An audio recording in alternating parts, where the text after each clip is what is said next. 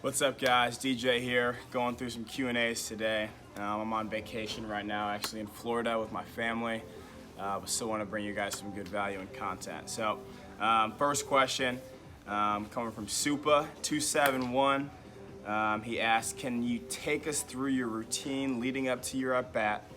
What do you do when you're in the hole, on deck? And then could you also touch on your routine before you step in the box? Why does your routine work for you, and have you heard of other routines that you thought were interesting or might work for someone else? Yeah, a lot of questions there, some good stuff.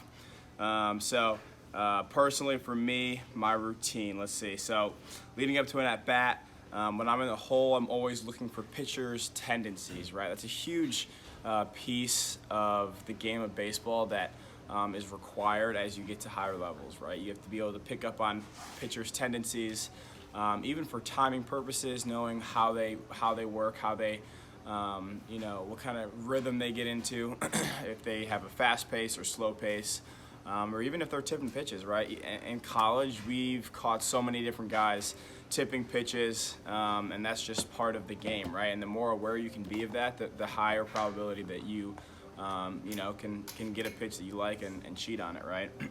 Obviously in legal manners, right?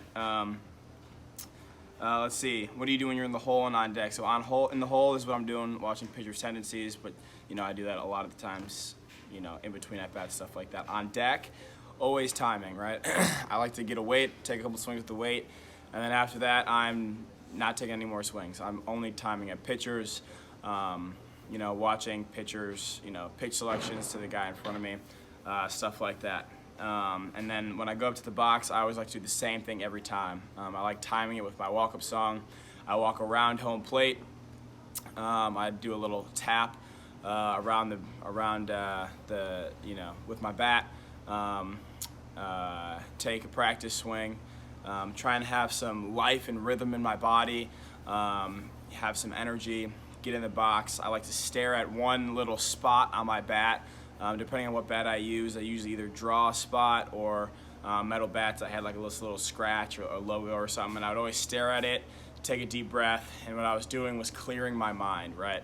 And telling myself, this is what I'm thinking right now. See the baseball and hit it hard, right? So that's actually a tendency or a routine that I picked up in high school. Picking out, if you show up to a field, picking out one thing that's never changing, right? So a lot of times it's the foul poles. If there's a building out in the distance, some guys use that, and just look at that building whenever the game is starting to build up or moving too fast for you. Look at it, take a deep breath, and say one thing to yourself. For me, it's see the baseball, hit it hard, right? Trying to make things simple, right? Baseball can get very complicated, but the more we can simplify things, the better we're going to be able to clear our minds and allow our bodies to just work naturally.